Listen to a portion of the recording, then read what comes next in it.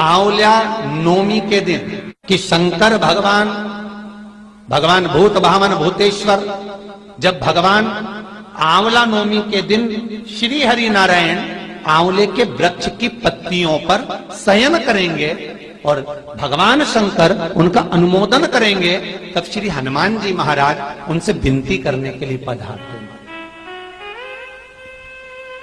33 कौटि देवता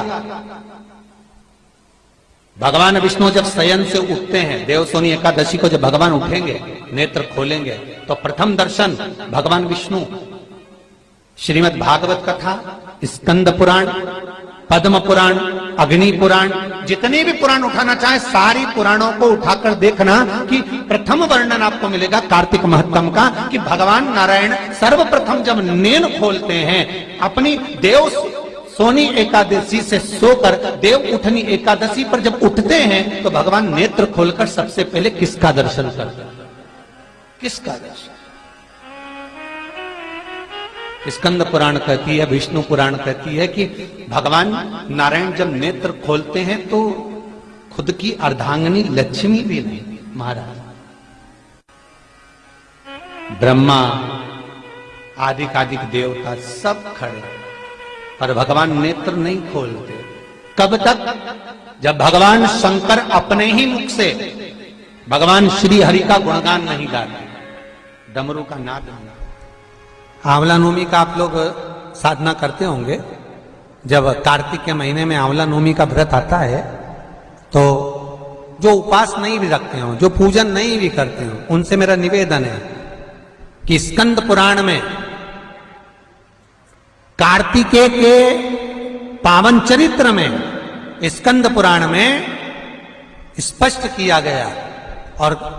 कल्याण का कार्तिक खंड पढ़िएगा, कभी योग लगे तो गीता प्रेस गोरखपुर का कार्तिक खंड पढ़िए,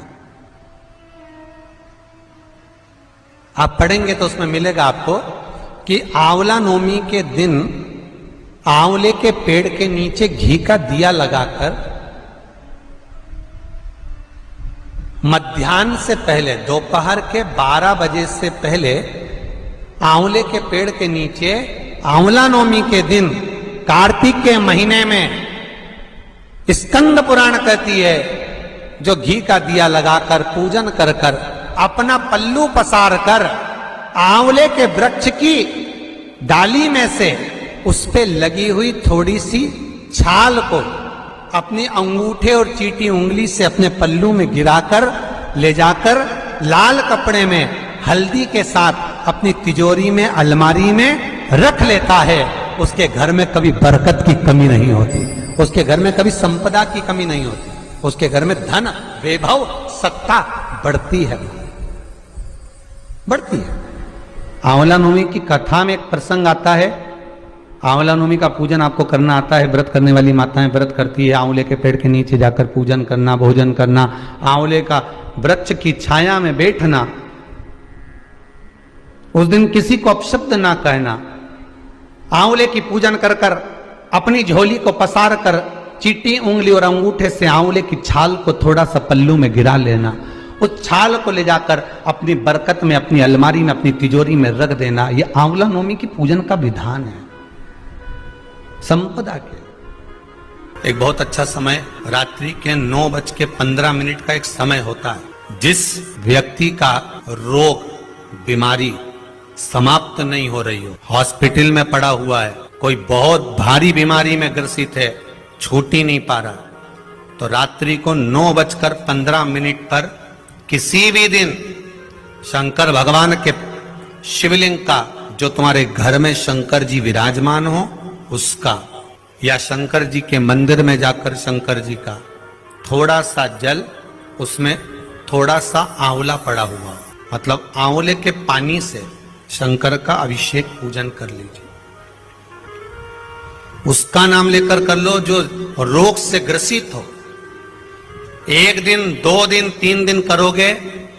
वो हॉस्पिटल से छुट्टी करके आ जाएगा, उसका रोग समाप्त हो। आंवले के वृक्ष के नीचे, स्कंद पुराण में भी है, कार्तिक महीने में आंवला नवमी पर आंवले के वृक्ष के नीचे भोजन करने से संपदा बढ़ती है,